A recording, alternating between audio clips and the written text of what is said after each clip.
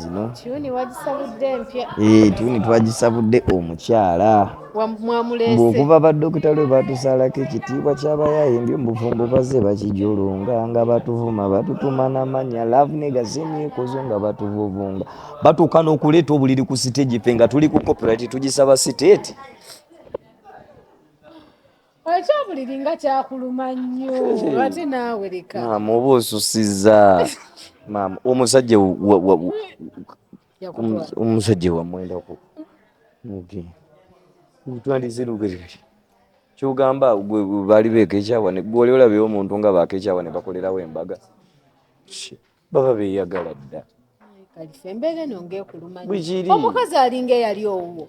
Anti oli muganda waffe ate oli muganda wange geddikenzo muganda waffe kakati gwe muganda wo yatuluma kuba tuba tumuwadde obudde ne tumuzaala namu gwe manyi kyekitegeeza ng'omwana waali wakasajja kalala kamwekwasakwasako naye ng'okimanyi tekamwagala kapretendinga pretenze olw'okuba kalya maama we. Do you know how Hamza loves that kid? How? And he doesn't love the kid, he loves the pussycat of the mother. Chovola bakapa pira nange kamujale. Rema yakunyiza nnyo bannange. Kibifa abayimbi tuyita mu bintu bingi tuleka bakazi baffe ne tusula mu mpewo omwana abakazi ne batuzannya ebintu ebyekiyaye mbula okuba tobaawo naye ng'oli eno onoonya awaadi oyagala bba waakabi okitegeera tuli wa boda boda wasala wandiyagadde wa boda boda akoma ku 12. Abaana mmwe mwayite muwabudde abakyala bonna kankuwulire Kalifa abakazi tetwakitaaga manya nti oba oli sita oba okuba boda ku boda. Omukazi yeetaaga obudde ne bw'oba tolina ssente ziri awo naye ng'omukyala omuwadde obudde kale wadde ne ssente zeetaagisa. Tewali mukyala gwe batawa budde naye waliwo omulimu kyekisookerwako. Mukyala wo oyinza okuba omwagala naye tajja kukwagala nga tolina era bajja mubba bajja mutwala. Kati omulimu kintu kikulu nnyo nnyo ng'oyagala okukuuma obufumbo bwo kikulu nnyo. Era omukyala avaayo n'anoba mbu simanyi olw'obwo bulavulaavu simanya mbu tebanfuddeeko ng'olina buli kimu ng'omusajja omanyi mugenda ne mwagala abagagga nga temubategeera nga mubagaddeko ssente okitegeera byo bye tulaba kati oli n'avuma kamiriyoni era biki naye lwaki luli mu biseera kamiri we yali kamiiri nga tumuyita Illuminati agenda mu nnyanja lwaki seewo waviirayo kati akuze kati waliwo alien waliwo baani too much okitegeera Julia lyoli yali mu prime time waliwo kye bayita prime time okitegeera prime time oli n'akulonda mu bonna n'agamba nti yono obwenja bwonna n'obuli abakazi bonna n'obavimba essaawa zino gyeyo empisa zembi kitegeeza omusajja tewamwagala kubanga omuntu gw'oyagala omubeererawo mu mbeera embi oba mu mbeera ennungi kyova olaba ne bakuba ebirayiro bagamba ndikwagala mu bulungi ne mu buki bo obubi we bujja ng'olwo omuntu bamulaga empisa ki. Kati minisita wamwimbidde akayimba mumwebaza kubaagala minisita tumwebaza era tumwagala nnyo era tusaba banaye minisita totukyawa bannange poyizo okwajabunange minisita. Kalifa naawe nnaku zino otambula n'eggaali njiraba emabega wano emisege eggaali lwaki temugireka? Eggaali ze nannyini ggaali nze yasooka okuba n'eggaali bano bonna bagenda okujja kiringa eggaali nze nannyini eggaali naye just nti kukula bukuze eggaali n'osooka ozirekamu naye era eggaali kati kyenyinza ogamba nga Fiiki Gaza eggaali era tekuyamba nga tolina music. Kati nga bwe tugenda London ngenda yimba nabo show ku bagita Summer Bash June eggaali tegenda baayo music yagenda okweyimirira kakati bino byonna ebyeggaali mbu simanya nze nkuba abantu nze mbasobola luno lutalo lwa music kano katale ka music nze nannyini eggaali naawe kati twogera n'abantu twogera mu kwogera naye ku bantu b'amalibu abo wano maaso gange mwana obulad okitegeera nze bampita bad character gwoba oyagala okuntegeera mbu gwe wepanka n'obugaaligaali bwo ffe tuva nateete nkubuulire nateete byekola ffe twayokya ne poliisi namba gw'ojjukira bye baagaana kabaka okugenda egundi kati nno gwe bamu ebyo eggaali eri emu eggaali erina okubeera ng'eri 360 ne music nga waali tozijja kujja mu maaso gange oŋŋambe gwe oŋŋambe mbu strength ye gaali kati eyagaze tukubamu ebintu obwo bugaaligaali abaana bato naawe bloodi ate ya alien ate alien ye muwa respect kubanga ye alien alina kyakoze naye kati waliwo bano balippira boda beripa balippira boda kati akyalina okulwana ennyo okuva mu kiri nti bamukozesa bukozesa okuwalana alien nti nabawalana alien bonna abamukozi babitekisi baani akyalina okwejjamu ekintu ekyo nti kuba buli bwayimba abantu bo bamulaba nti is used as a tool to fight alien but tayina music nti wuno nti ayimiridde so akyalina okulwana ennyo okuva mu akakatiba otukakasa nti oyimba buyimbi si bya bantu kukozesa because oli yali muganda wooli simanyi ono yakuba gundi MP oli bantu ne bamukyawa kakati katukozesa ono tumupromoting tusobole osuula oli no byetebikola akasente kaali kaggwawo federation mabegaawo tubadde nnyo naffe busy Christmas kisiibo Easter Idi eterera akasente alinga oil mu yingini kitegekera tambuza bitambuza ebintu ekintu omutali sente kambabuulire teri atanoonya sente kyovolaba ne MP alwanirira abantu afuna omusaala najjaffe wano n'atudda ngowaza fighting for people freedom. What is the freedom nga gwe you are paid we pay you to do that job. We pay every politician to do what they are doing. We pay you to come on barometer and talk. We pay you okutulabira government oba tezimbye enguudo. We pay you okukwata mpuuga okubba ki sente z'omwewu w'omusolo. We pay you because all those people are in office. Naye kati ffe ate tetuli mu office. But sometimes where they go wrong, they want us to do their job. Yet for them they are paid and for us we are not paid. Yeah. Wali ogende bwe kusoma. Scholarship ya government byakoma. Kyali kiwaani bannimba. Wanji? Kali kawaani banyimba. Nesunga kubanga kye njagala kugwanga kulikola ki kulikyusa nti Uganda lwaki nkugambye ebintu kati olaba ndi omusajja wa Victoria University n'antaasa n'angamba Kalifa jangu lusomere wano baba tebabisobedde gira gye nsomera naye nga nali njagala kukola sound engineering wano mu Uganda tulinawo sound engineer ali ogu Albert Skills kyobola buli luyimba lwowulira lwaki kubanga yagenda e London n'abisoma wano nali ngamba government nga ngamba president tetugenda beera bakabi abaana bageto ba Uganda tegenda beera bakabi tubenga aba Tanzania tubenga aba Nigeria nga tetulina bantu bakola bintu bituufu ntwala ngende ensome nkomewo nsomese ne bakyali bange abasinga ne babinyiigiramu abanoonya beteekamu ebyobufuzi nze ne ngamba it is okay nze kyembadde nsaba nandituuse wali president ne mugamba president nkusanze mbadde nga nkuwagira mpayo obukadde 5 naye namugamba mpa amagezi nsome kubanga naye yagende Tanzania Banyerere bamuweerera n'asoma era ye kyovolaba nti nno yakomawo n'agatta banne n'abateekamu ago amagezi ge yasoma mu military eya Nyerere Tanzania n'afuuka owaki ebintu mbimanyi nnyo tata wa bebe kulu Bidandi Sali yasomera ku scholarships eza Pan Africanism ze bawaayo bakame nkuluma okusomesa ba leaders mu Africa banga Africa we yali efuna obwetaaze between 1953 and 69 Pan Africanism bagamba tetulina ngeri gye tugenda kufuna independence ffe twekulembere nga ate tuli bakulembeze nga tetuli informed ne bateekawo scholarships ezo Babidandi Sali ko basomera bakama enkuluma abasinga bonna abamu betulaba abakabi Banyerere Arap Moi bonna ko basomera we badda ne that's why they were the first elites they were the first leaders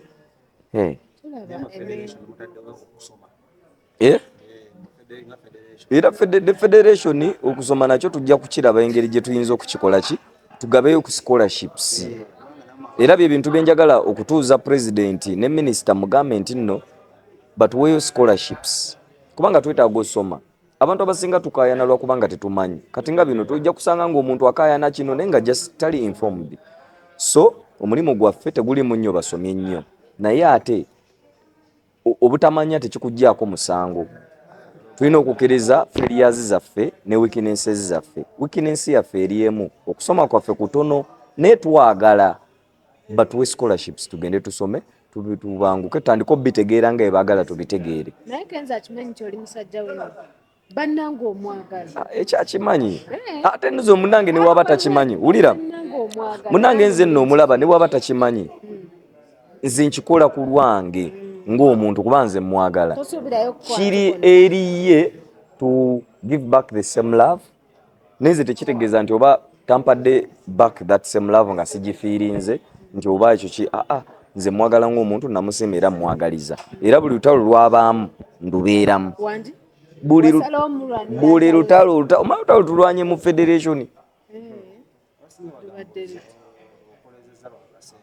Genda okebere nze olaba nze sirinye etalira ku federation naye nze mbeera we bakubira federation mu mawulire era nze mbeera nnyo era naye namugamba nti nze oyinza obutandaba nnyo ku federation kuba mba n'emirimu gyange naye ku mawulire wano buli we bampa interview ku federation gyogerako tik buli azala wagwenzoleya buli aleeta ayogere bikyamu nga mutereeza buli okitegeera kubanga obulabe bwa federation tebuli ku federation buli eno mu media abatambuza amawulire amakyamu.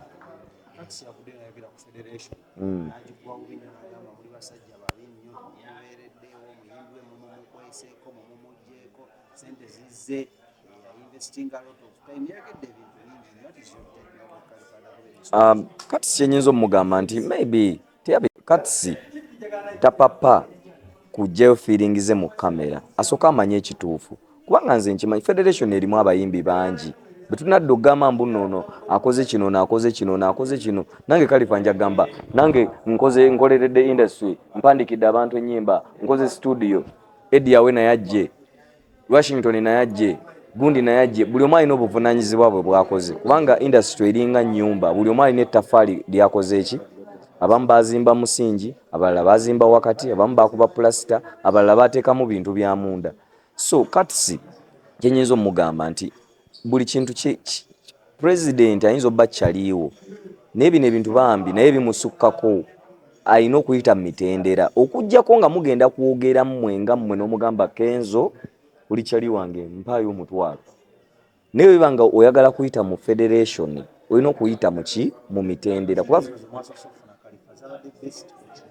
sente za sako tewaliwo yafunye sente za bwerere nti zizino yensonga lwaki buli muntu bino tebiringa biri bafina bye bakola bye bakuŋŋaanya aba boda mu COVID-19 buli omu ne bamuwa ne baleeta baganda baabwe bakazini baabwe Sindi n'atwala ewaabwe Mbale n'agabira bakazini be basisita biki n'amala n'akola embaga mu COVID-19. Can you imagine where everyone is suffering and for you're celebrating, sleeping around with your boyfriend, moving with him everywhere?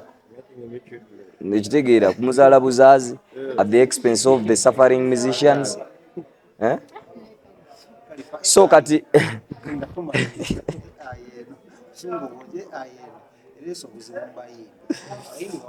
nze kati ngaza omuntu ali creator tuli mu season ya content creation AI tugenda gyetaaga kubanga bingi nnyo bye tubadde tutasobola videos nnyingi ze tubadde nga tulaba beats nnyingi nnyo ze tubadde nga tulaba nga twebuuza kati kwa nkweka example wano ng'oyagala oseka agenda ogambe producer wano mugambe nkubeera amapiano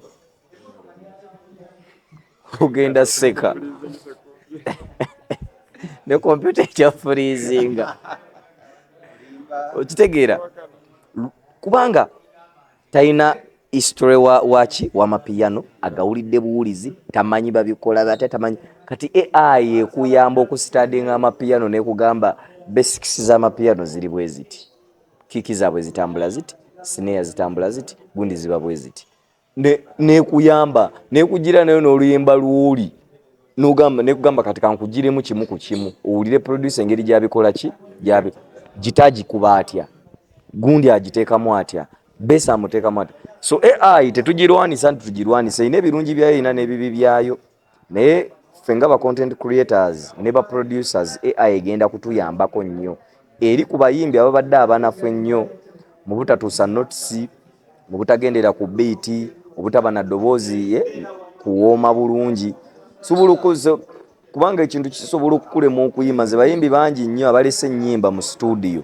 nga zaabalemu yimba naye nga nze oluyimba nduyimbye bulungi naye nga ye olulumu aluyimbe nadduka na buddusi okitegeera nga kimwe naye nga gwe oluyimba bwe oluzannya malobo kati AI eyamba omuyimbi oyo nenkwata amaloboozi ge nenga cloninga ne AI nesoma karakita y'amaloboozi ge nenga kwata nenga tuuza mu bigambo writer bye yawandiise nga we yabiwandiise omuyimbi n'aba ng'afunye oluyimba. AI egenda yamba abayimbi ababadde bize nnyo ndi Bulaaya ndi wa toli wano oyagala okuyimba tolina ngeri gy'ogenda kurekodingamu nnyimba nze ompa buwa eddoboozi lyo nga nteekamu AI ng'eritegeera karakita zaalyo nga nkwata eddoboozi lyo nga ndituuza mu ngoma ngufulumya oluyimba teri muntu n'omu agenda tegeera mbu si gwe waluyimbi.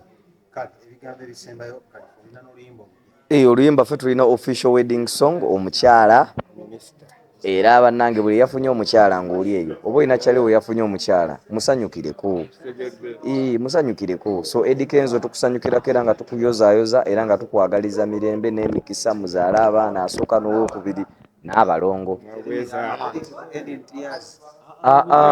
Ebyo biveeku sikati ono minisita ali responsible banaamulaba batya dokita akola mulimu kimpozi akebera bitundu byakyama simanya gamba nakolo zaayo ne disadvantages zaayo.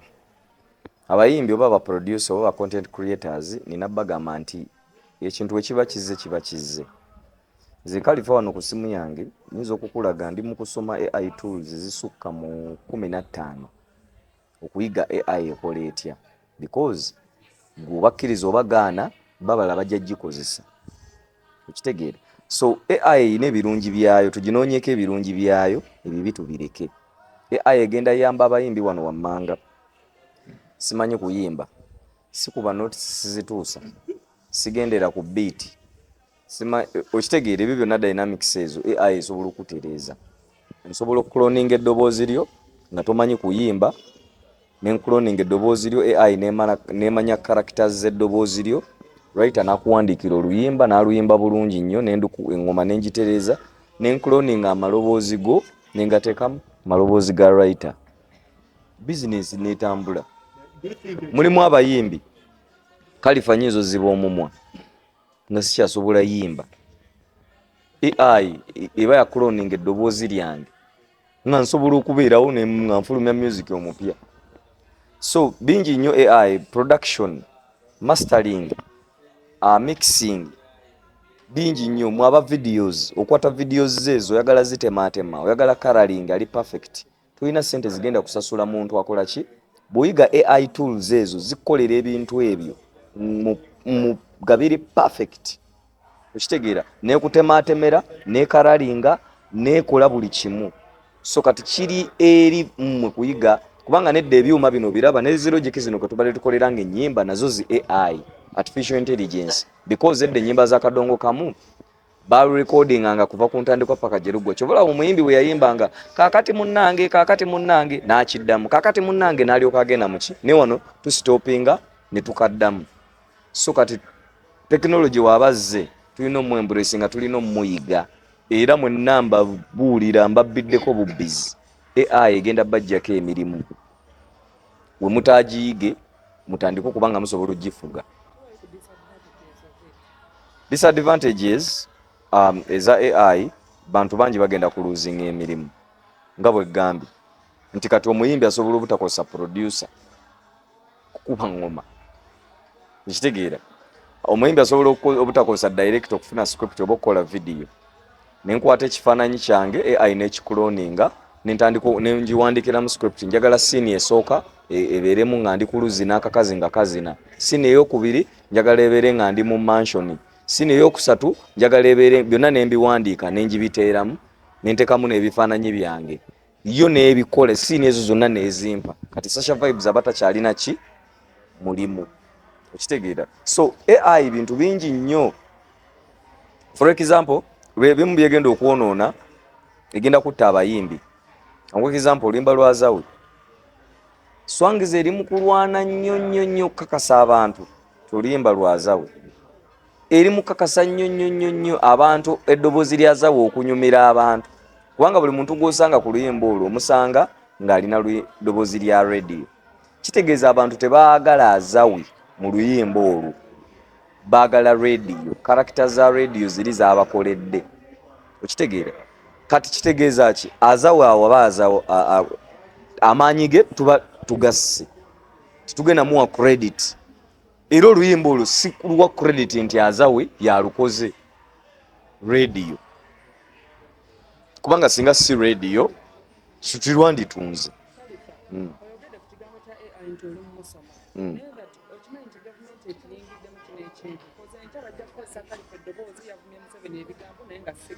Anti kyova olaba tuli mu bisomo kubanga AI erina ne AI detectors nti osobola okutegeera nti kino ki cloning, kino ki, naye togenda bitegeera nga tobisome nga tobitegedde kubanga era gavumenti togisinga technology, okitegeera. Singa bo mu America gye babikolera, singa ba Joe Biden baba bakozesa dde ensobi, singa naye waliyo technology omulala leero wa AI adetectinga nti this is AI.